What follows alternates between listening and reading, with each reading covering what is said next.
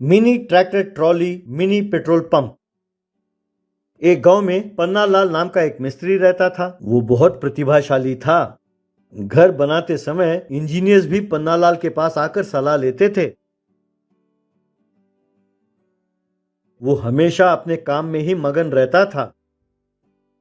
वो जो भी पैसे कमाता था, कोई उससे मांगता तो उसे दान में दे देता था।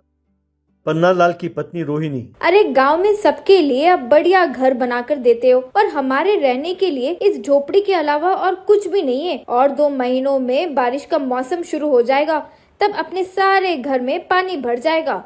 अब जरा उस अशोक को तो देखो, उसकी उम्र आपके अनुभव से कम है।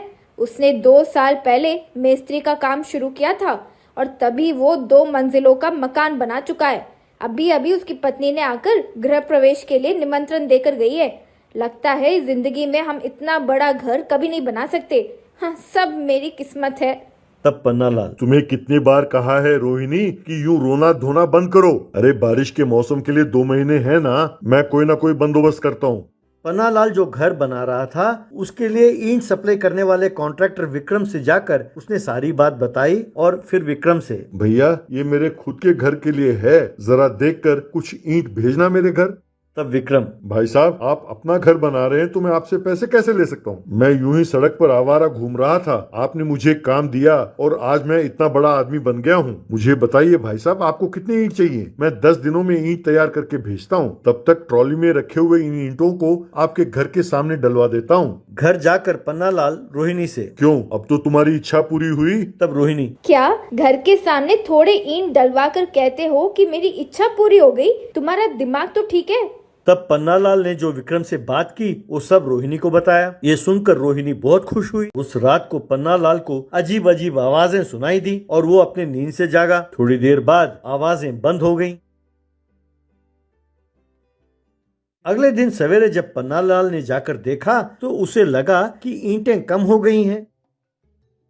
दूसरे दिन भी आधी रात को पन्नालाल को कुछ आवाजें सुनाई दी। सवेरे उठकर देखा तो उसे लगा कि कुछ ईंटें और कम हुई हैं। पन्नालाल ने ये बात रोहिणी को बताया। रोहिणी, क्या हमारे घर के बाहर पड़े हुए ईंटों को कोई ले जा रहा है? अरे सुनने में बड़ा अजीब लग रहा है। मुझे नींद आ रही है, आप मुझे डिस्टर्ब ना करो, कहकर लेट गई। उस रात को पन्नालाल बिना सोए जागता रहा। आधी रात होते ही उसे फिर से अजीब अजीब आवाजें सुनाई देने लगी।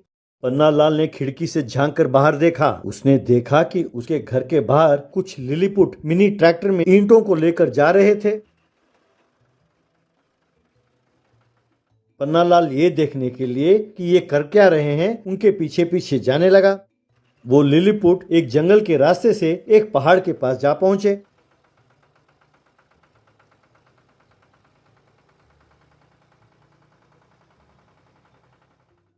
उनके वहां पहुंचते ही पहाड़ में से एक दरवाजा खुला।